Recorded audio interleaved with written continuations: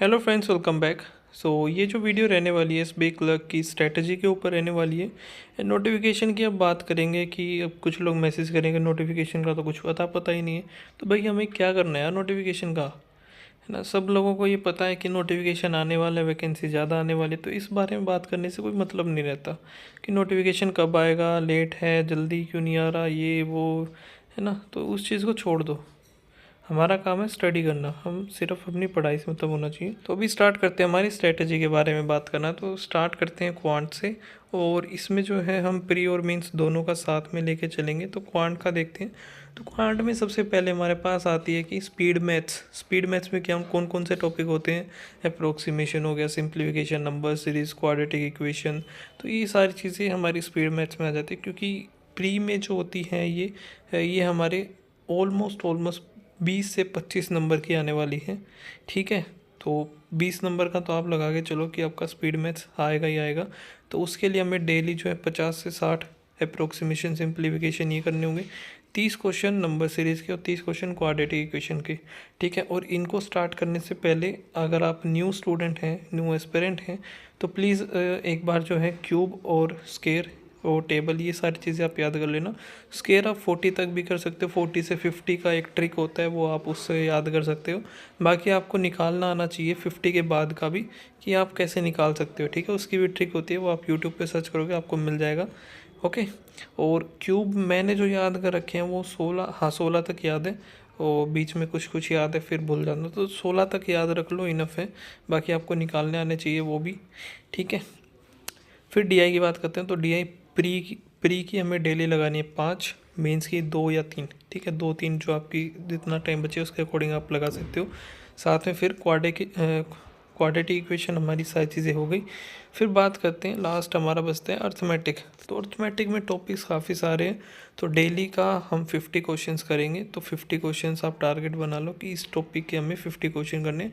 And book उठा लो या जो भी आपके पास है, वहाँ से आप स्टार्टिंग से लग जाओ जो टॉपिक वन है उससे, कि हमें इसके 50 क्वेश्चंस करने हैं। तो 50-50 करके ऐसे कंप्लीट हो जाएंगे। ये बुक्स हैं कुछ टेक्स्ट बुक की तरफ से, जो एस्पिरेंट बैंकिंग की तैयारी कर रहा है, प्रैक्टिस करने के लिए पूछता रहता है कि कौन सी बुक हमें सजेस्ट करेंगे, कौन सी बुक हमें लेनी चाहिए। तो ये काफ़ी अच्छी बुक्स हैं, और बाकी बुक से किस तरीके से अलग है वो भी हम अभी डिस्कस करेंगे। तो स्टार्ट करते हैं रीजनिंग वाली बुक से। तो आपको आइडिया लग जाएगा तीनों बुक में किस तरीके से अंदर कंटेंट हमें गिवन है। ठीक है, तो रीजनिंग का हम देखते हैं। और जो चीज़ें मुझे इसमें अच्छी लगती हैं और इन बुक्स को जो डिफरेंट बनाती हैं बाकी बुक से, वो ये है कि इसमें टाइमिंग हमें शो होता है कि इतने टाइम में इस क्वेश्चन को सोल्व किया गया है। ठीक है, और साथ में स्मार्ट आंसर की है, तो वो भी डेफिनेटली काफ़ी अच्छा एक इस बुक में है, जिसमें हमें पता चलता है कितने % बच्चों ने या एस्पिरेंट ने इसको करेक्ट मार्क किया। जैसे कि अब ये फर्स्ट क्वेश्चन है, 26% ने इसको करेक्ट मार्क किया, और सेकंड जो कॉलम है वो स्किप का है कि 63% ने इसको क्वेश्चन को स्किप किया है। तो इस तरीके से हमें आइडिया लग जाता है कितने % बच्चों ने इसको ठीक किया, गलत किया है, और कितनों ने इसको स्किप किया है। तो अभी स्टार्ट करते हैं, हम कंटेंट की तरफ चलते हैं। तो कंटेंट है पूरा इसमें, जैसे कि ये टेबल दी हुई है कंटेंट की, पूरा सारे टॉपिक्स इसमें कवर किए होते हैं, और प्री से लेके मेंस तक के सारे टॉपिक्स हैं। और जैसे ही हमारे टॉपिक्स ख़त्म होंगे, तो लास्ट ईयर जो हमारे प्री और मेंस हुए थे वो सारे ही हैं। जैसे कि पहले तो है प्री के, तो आरआरबी क्लर्क प्री हो गया, जैसे कि ठीक है आरआरबी पीओ हो गया pre, IBPS clerk, IBPS PO, SBI clerk, SBI PO. तो ये पहले तो हो गए सारे हमारे प्री। देन उसके बाद ये मेंस के टॉपिक स्टार्ट हो जाते हैं, मेंस के exam, RRB clerk mains, PO mains, IBPS clerk mains, IBPS PO mains. और हमारा जैसे कि क्लर्क हुआ था, एसबीआई क्लर्क का जो भी आएगा, तो वो भी इसमें है, मेंस का और प्री का दोनों ही। और लास्ट में जो हमें मिलता है देखने को, आरबीआई असिस्टेंट का भी पेपर इसमें है, तो वो भी आप चेक कर सकते हो।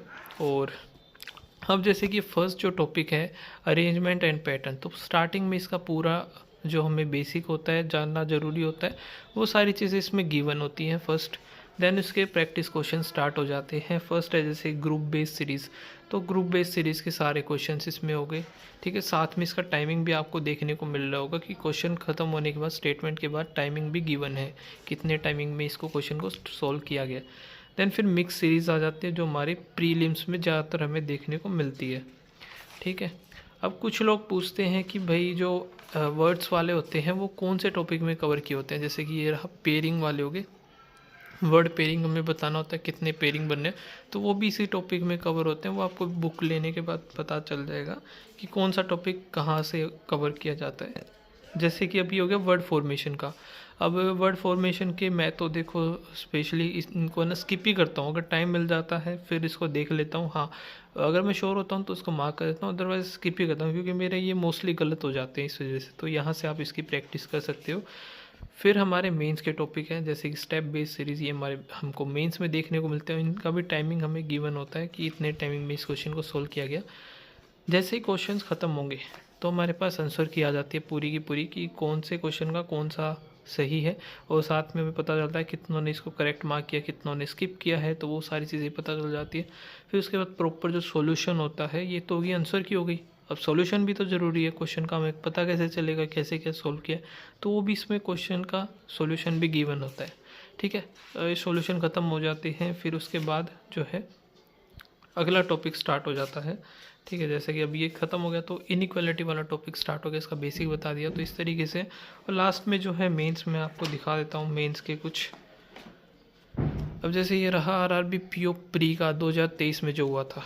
ठीक है, अब ये रहा आरआरबी पीओ मेंस जो कि 10 सितंबर को 2023 में हुआ था। वो भी इसमें पूरा सोल्व है, मतलब कि क्वेश्चन है, फिर बाद में ख़त्म होने के बाद इसके आपको सॉल्यूशन मिल जाएगा। तो इसी तरीके से तीनों ही बुक में जो है कंटेंट आपके पास मिल जाता है। ठीक है, तो बात करते हैं हम किन को ये बुक लेनी चाहिए और किन को नहीं लेनी चाहिए। तो देखो, जो कोई है कि भाई सोच रहा है कि यार हमें है ना कंप्यूटर वगैरह या फिर लैपटॉप हमारे पीसी मोबाइल से है ना काफ़ी ज़्यादा प्रैक्टिस कर लेते हैं, और आंखों को थोड़ा सा रिलैक्स करने के लिए हमें उसका टाइम तो थोड़ा सा कम करने के लिए हमें बुक्स की नीड है। ठीक है, या कोई अपना सिलेबस कंप्लीट करना चाहता है, सबसे बेस्ट रहता है क्योंकि सिलेबस कंप्लीट करने के लिए स्टार्टिंग में हमें बुक की नीड पड़ती है। मैंने बुक से ही कवर किया था स्टार्टिंग में ना, देन उसके बाद फिर मैं पीसी वगैरह पे ऑनलाइन सोल्व करता था। लेकिन स्टार्टिंग में आपको नीड पड़ती है, और जो कोई अपना स्क्रीन टाइम कम करना चाहते हैं उनके लिए भी बेस्ट है बुक्स। और आपको मैंने बता दिया किस तरीके से बाकी बुक से डिफरेंट है। तो अगर आप परचेज़ करना चाहते हैं तो लिंक इसका आपको डिस्क्रिप्शन में मिल जाएगा, एंड कोड अगर आप यूज़ करोगे जो आपको स्क्रीन पे दिख रहा है वो, तो आपको मैक्सिमम जो है डिस्काउंट भी मिल जाएगा। फिर बात करते हैं हम रीजनिंग के बारे में। तो रीजनिंग में भी ऐसे ही पज़ल उसमें थोड़ा सा ज़्यादा इंपॉर्टेंट एक टॉपिक रहता है, क्योंकि पज़ल हमारी मैक्सिमम नंबर की उसमें आती है। तो पज़ल के लिए प्री लेवल की हमें डेली 15 प्री लेवल की पज़ल लगानी है, फिर मेंस लेवल की 5 डेली लगानी है ये भी। और टॉपिक वाइज प्रैक्टिस करना है, तो टॉपिक वाइज मैंने आपको बुक बता दी, आप वहाँ से भी प्रैक्टिस कर सकते हो। ठीक है, प्री और मेंस के।